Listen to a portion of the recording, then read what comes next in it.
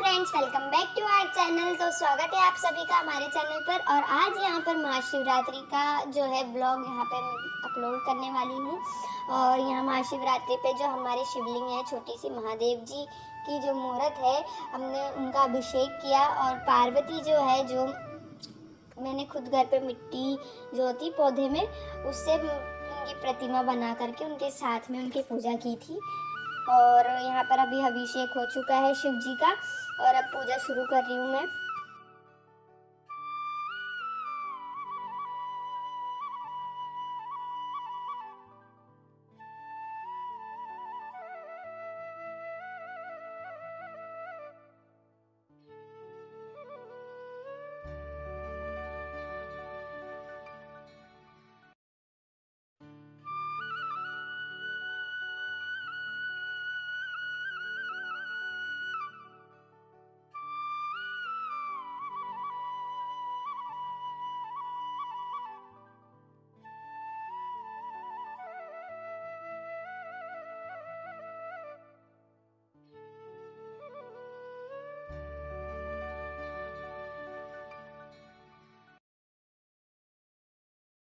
तो फ्रेंड्स, यहाँ पर महाशिवरात्रि के दिन हमारे घर पे बने थे कत बाटी और दाल। कत बहुत ही ज़्यादा टेस्टी बने थे, भोग भी लगा दिया था हमने। और यहाँ पे जो है गुड़ वाले कत यहाँ पे मम्मी ने बना के तैयार किए थे, बहुत ही ज़्यादा टेस्टी, बिल्कुल हलवाई से भी अच्छे बने थे। और साथ ही में दाल और बाटी बनाई थी।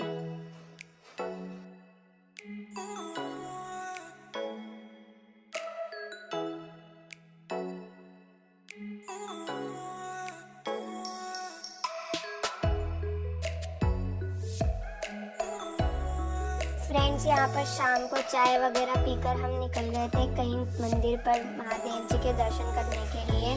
तो साथ ही में मेरी जो चाची जी हैं वो भी जा रही थी, तो हम उनको लेने गए पहले। और फिर जो है हर जगह देखा, बहुत ज़्यादा मंदिर पे भीड़ थी। वरना आपको कोटा में जो थेगड़ा महादेव जी हैं वहाँ के दर्शन करवाते, पर वहाँ बहुत ज़्यादा भीड़ थी, तो वहाँ हम नहीं जा पाए। फिर हमने बहुत सारे मंदिर देखे, फिर हमको रामधाम में हम गए। वहाँ पर शिव जी की जो है हमने दर्शन कर लिए अच्छे से, बिल्कुल भीड़ नहीं थी इस मंदिर में, सिर्फ हम ही थे, यूँ मान लीजिए। और दर्शन करने के बाद फिर हम डायरेक्टली घर पे आ गए थे। और ये जो रामधाम मंदिर है, यहाँ पर बहुत सारी जो है भगवान के मंदिर हैं, शिव जी के, लक्ष्मी माता के, सरस्वती जी के, अन्नपूर्णा माता के, और खाटू श्याम जी का भी यहाँ पर मंदिर बना हुआ है। ये जस्ट गोदावरी के सामने है मंदिर। हम गोदावरी भी जाते, पर फिर शाम को संध्या का टाइम हो गया था, तो घर पे भी जो है दिया बाती करने थे, इसलिए हम यहाँ पे दर्शन कर करके घर पे चले गए।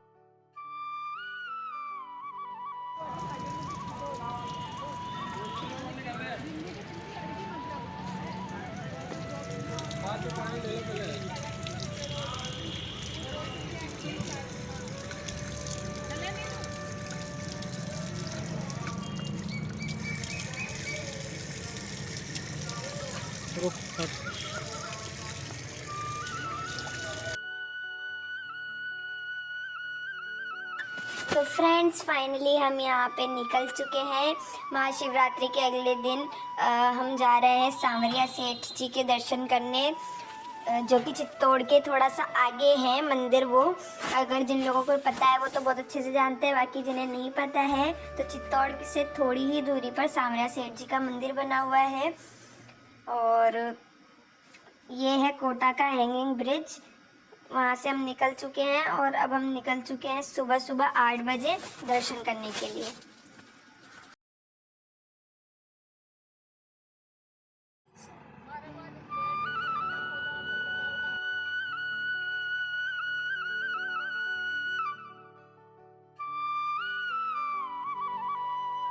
तो यहाँ फुल एंजॉयमेंट के साथ भजनों की मस्ती में डूबते हुए बिल्कुल जा रहे हैं सांवरिया सेठ की ओर।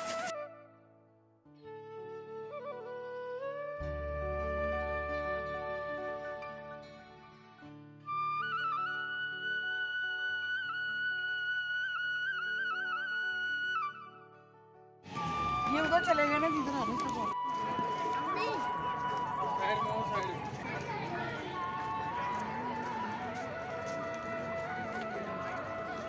तो फाइनली हम पहुंच चुके हैं सांवरिया सेठ जी के यहाँ पर, और अब हम जा रहे हैं मंदिर की तरफ दर्शन करने के लिए, और शायद आरती भी।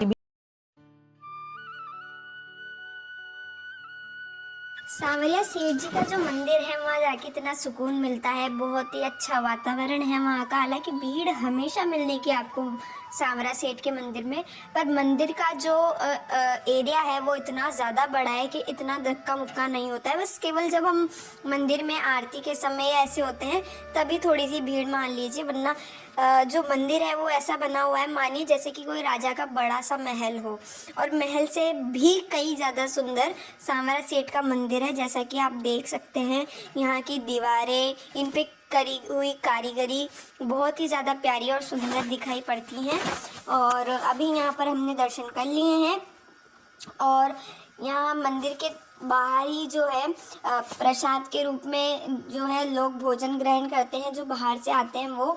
तो सभी ज़्यादातर लोग यहाँ पर होटल या फिर ढाबे पे खाना खाना पसंद नहीं करते, उसी जगह जाते हैं वहाँ पर जो 30 रुपये में है। फुल डाइट आपको मिलती है, आप 30 रुपये दीजिए और फुल डाइट खाना खा सकते हैं वहाँ पे। तो हम तो जब भी सांवरा जी आते हैं तो वहीं पर जाते हैं खाना खाने। बिल्कुल किस्मत ने उस दिन तो किस्मत यूँ मान लीजिए चमकी हुई थी। हम आरती के समय नहीं गए थे, फिर भी वहाँ आरती चल रही थी। हमारी मन से इच्छा थी कि हम आरती में जो है देख सकें आरती सांवरा सेठ की, पर हम थोड़ा सा लेट हो गए थे कोटा से निकलते वक्त। तो हमने सोचा शायद हमें आरती तो नसीब नहीं होगी, पर शायद सांवरा सेठ को दर्शन देने थे। तो आरती के जस्ट थोड़ी देर पहले, मतलब आरती ख़त्म ही होने वाली थी और हम मंदिर में पहुँचे और हमें बिल्कुल सांवरा सेठ के बिल्कुल सामने से दर्शन हुए और आरती भी नसीब हो सकी, और बहुत ही अच्छा लगा। हमें इतनी खुशी हुई कि हमारा आना बिल्कुल सफल हो गया, दर्शन के साथ साथ आरती भी मिली। तो यहाँ अब हम खाना खा रहे हैं कुछ इस तरह से जो है। यहाँ पे बहुत ज़्यादा लाइन भी लगी होती, थोड़ा वेट करना पड़ा, फिर जाके हमारा नंबर आया। और खाना बिल्कुल इतना टेस्टी, और मतलब यूँ नहीं होता है कि आपको अगर 30 रुपये में आप सोच रहे हैं, जैसे कि बहुत ही अच्छा और शुद्ध खाना आपको यहाँ पे मिलता है। और ये प्रसाद होता है सांवरा सेठ जी को पहले भोग लगता है और फिर वो भोग सब पूरे खाने में मिक्स किया जाता है, और फिर यहाँ पर जो है लोग यहाँ पे खाना खाने आते हैं। तो एक तरह से ये सेवा है, जो भी भक्त जन आ रहे हैं सांवरा सेठ के, तो उनकी सेवा है एक तरह से बहुत अच्छी। और यहाँ पर खाना खा लिया हमने अच्छे से, और अब प्रसाद के लिए भी यहाँ बहुत ज़्यादा लाइन में लगना पड़ता है थोड़ा कभी कभार। तो यहाँ पे प्रसाद मिल रहा है लड्डू और मठरी का। यहाँ पे यही प्रसाद जो है सांवरा सेठ जी के यहाँ पे मिलता है। आगे हैं चित्तौड़, और चित्तौड़ में रहती है मेरी चाची जी की, जो उनका मायका है वो चित्तौड़ में ही है, वो चित्तौड़ की ही है। तो उनकी बहन के यहाँ, मतलब मौसी जी के यहाँ पर हम आए थे चित्तौड़ में। फिर हमने वहाँ चाय वगैरह पी और फिर हम निकल गए थे वापस।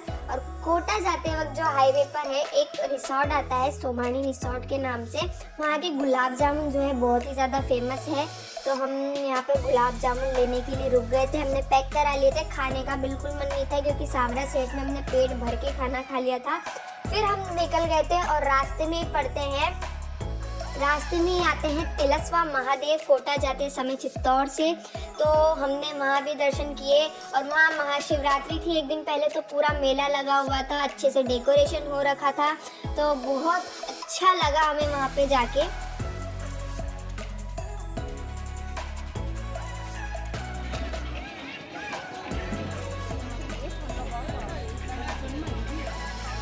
मामी और पापा हाजिर कहाँ है अपन?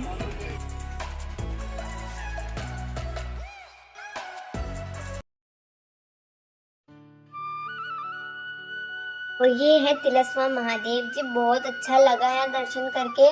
मतलब यहाँ पर इस जगह को बहुत चमत्कारिक माना जाता है, और यहाँ काफ़ी सारे कुंड बने हुए। लो भाभी जी लिया, लो भाभी जी लिया। दाल बाटी चूरमा जो खाए वो चूरमा।